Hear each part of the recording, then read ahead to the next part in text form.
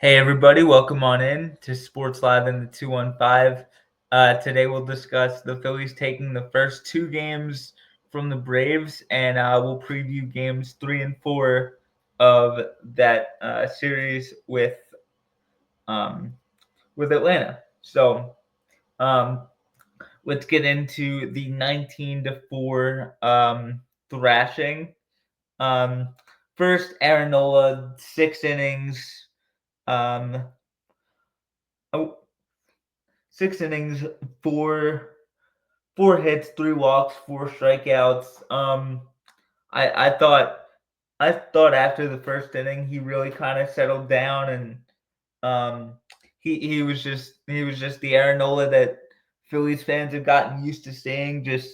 Um, just if there is damage, he's kind of able to limit it. So he's seems to be starting to round into form. I know 6 innings and 4 runs doesn't sound like a whole lot, or like a performance to write home about, but after that first inning, it really could have snowballed. So credit to Aaron. I know the Braves offense isn't what it has been in years past, but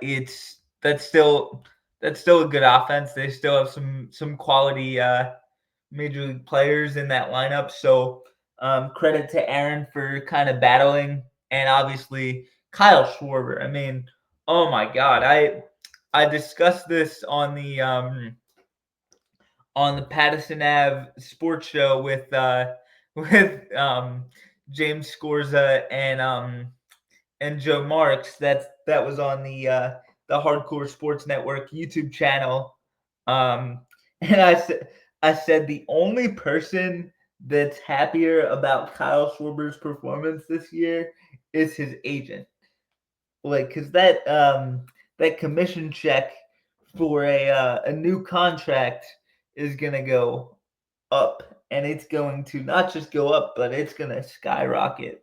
I mean, watching this guy do what he does on a night by night basis is it's something special. Like I struggle to find adequate words um to really encapsulate how it feels uh just watching this guy. There's just like at some points, like, your mouth is just agape and your jaw is on the floor, because what this guy does, and I know baseball purists will hate me for saying this, what this guy does is worthy of an MVP.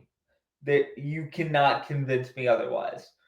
49 home runs, like, this is such a special season. 100 and, like, what's it, 10, 20 RBIs, something like that. This guy's absolutely incredible.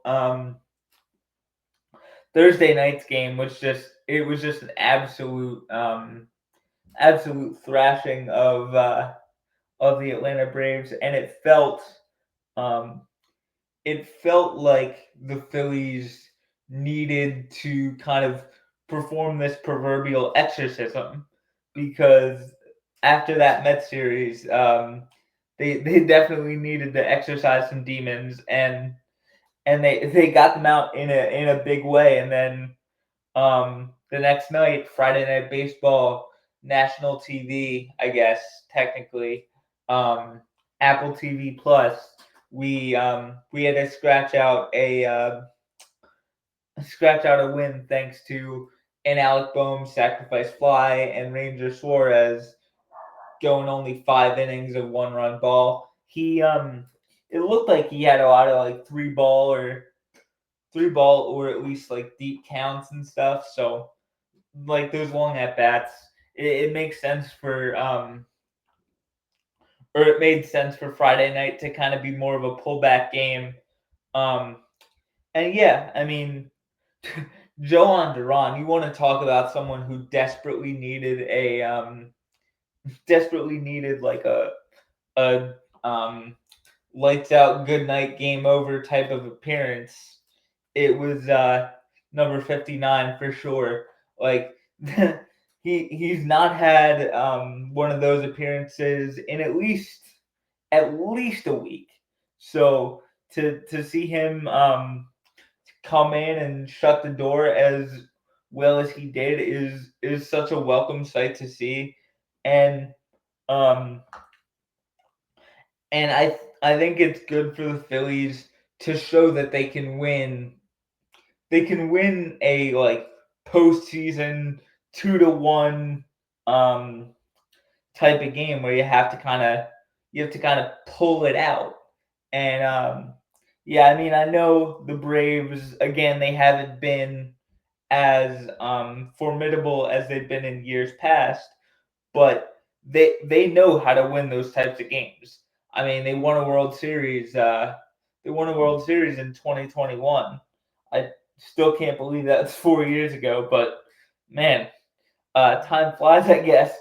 But yeah, this team, they know how to win when the weather gets colder and things like that. They it was, I think it was big for the Phillies to be able to kind of pull out a playoff kind of a playoff level win where you're using a good amount of your high leverage guys and things of that nature. So it's it's it was really good to see. And Nick Castellanos in the fifth inning, I believe it was, had a really nice play on a potential sacrifice fly where he guns down Matt Olson at home plate to keep the game tied and keep Ranger to only allowing the one earned run, which which eventually gave Alex Bohm the chance to push across what would be the winning run in the bottom of the eighth with that sacrifice fly. Um, so I one thing I really want to mention is this bullpen. I mean, they were really really good. Robertson, Strom, Kerkering, Duran, all were absolutely incredible. Um, I know Kerkering. I want to say he stranded the bases loaded, which has got to be huge for his confidence. He's had a few kind of rough appearances. That's for sure. So I think that uh, I think that he desperately needed that to strand those runners for sure, and then the offense kind of picked them up in the bottom of the eighth inning. Um, so yeah, and then again, Duran, he des it seemed like he desperately needed that appearance that appearance that he had in the bottom of the ninth inning, like 3 up, 3 down, 2 strikeouts, no hits.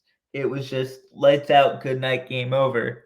Um, so it's one of those things where the Phillies really they showed me a lot in um, the first two games of this Brave series. I know the Mets was a huge litmus test for them, and they failed it quite miserably. I mean, that was the best way I can put it is it was a kick to the old dude region, but um, they did a great job of bouncing back and um, figuring it out, and um, having one blowout win followed by a win where you kind of had to pull it out and scratch it out.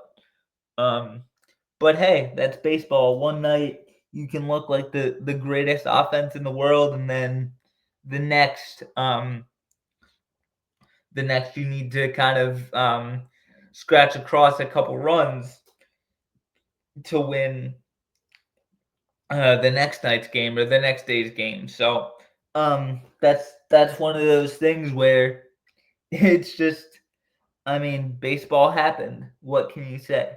So, um, with that being said, let's get to the pitching matchups for oh, um, pitching matchups for game 3 and 4. But before we get to that, um, one thing I forgot to mention when we discussed game 1 was Aaron Nola passing Cole Hamels.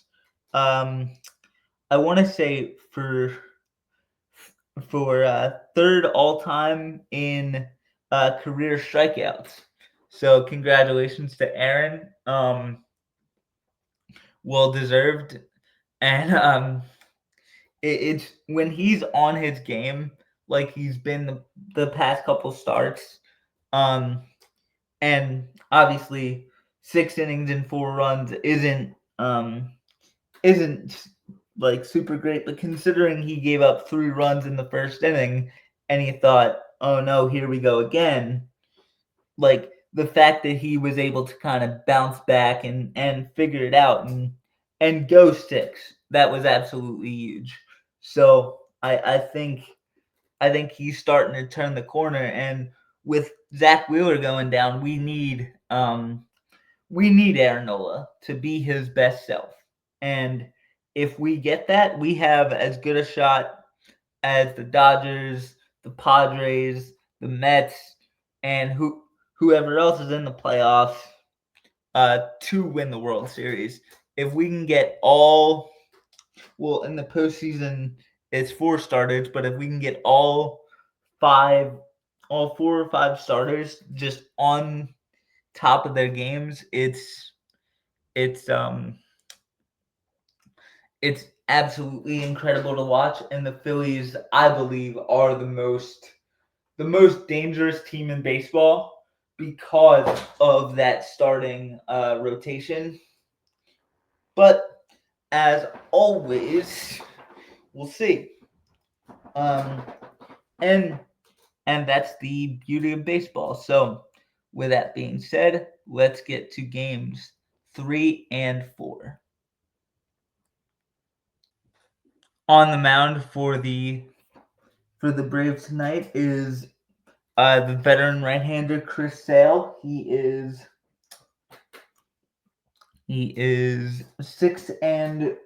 5-4, excuse me, with a 2.52 ERA to go along with 114 strikeouts. And on the mound for your fighting Phils is Christopher Sanchez, who is 11-5 with a 2.72 ERA and 173 strikeouts. So this is a matchup of guys that of um two would-be aces for their stabs. So it should be not too dissimilar from last night where 2 runs could win it. I expect both Sale and Sanchez to be on their games, and it should be a fun one. And hopefully the Phillies can come out of this game with a series win. And finally, the Braves will send Hudson Waldrop to the mound. He is 4-0 with a 0.90 ERA and 24 strikeouts, and he'll be opposed by the Phillies left-hander Jesus Luzardo, who is 12-6 with a 4.23 ERA and 175 strikeouts. I expect the Phillies. Now it won't be easy tonight at 6:05 because we have to um, we have to go to battle with one of the best starters the last like 10 to 15, 20 years in Chris Sale. But I do expect the Phillies to at least win this series. I mean, the Braves are a shell of um themselves. Recently, like Austin Riley had that season-ending abdominal injury. Um, and Acuna and Albies just aren't having the greatest of seasons. They're not at the height of their powers. Um, I think Spencer Schwellenbach's been hurt. As always, correct me if I'm wrong in the comments. But yeah, the Braves have just had tough luck when it comes to injuries.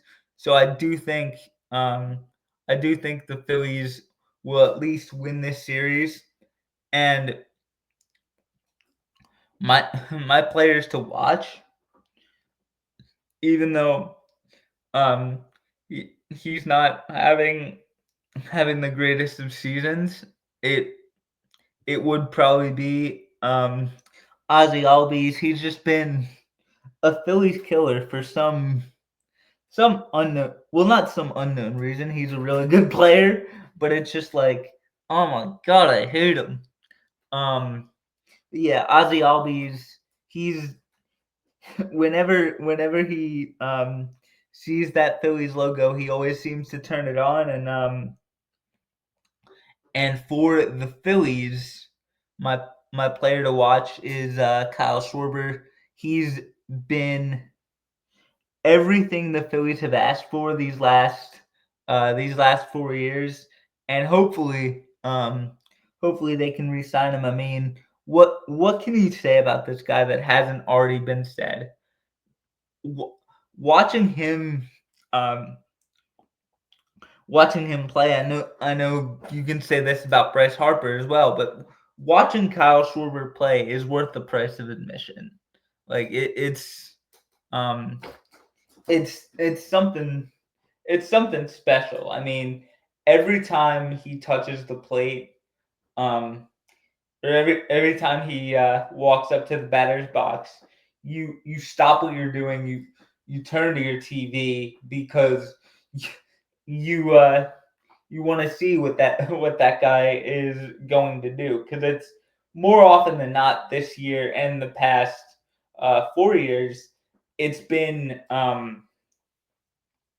it's been something special. Whether he's leading off, hitting in the 2 hole, wherever he's hitting in the lineup, it's it's just been incredible to watch that guy do his thing.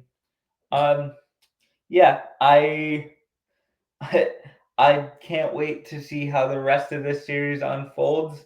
I'll be back on Sunday after Game 4 with my Phillies Braves recap of games 3 and 4, and we'll see what happens on that front. Um, Thank you guys for listening to this, and as always, go Phils.